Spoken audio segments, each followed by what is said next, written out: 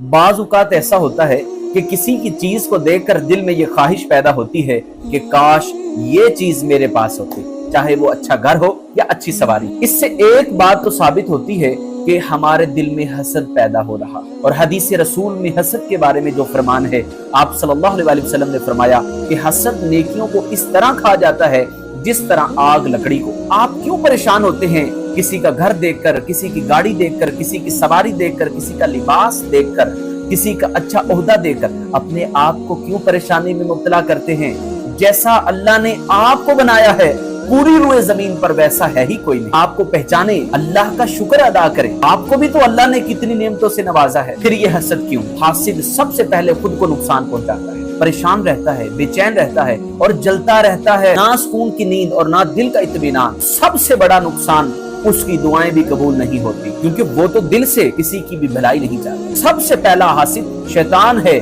जिसने अल्लाह की तख्लीक पर एतराज की। अगर अल्लाह किसी को अता करता है तो आप उससे हसद करते हैं तो गोया के शैतानी अमल करते हैं। तो बस याद रखें, जब अल्लाह किसी को दे रहा है तो उस पर खुश हों, उसको मुबारकबाद दें, दिल से बुराई को निकाल दें, दिल को साफ करें, दूसरों की खुशी में खुश रहें। यही तो कामयाबी है।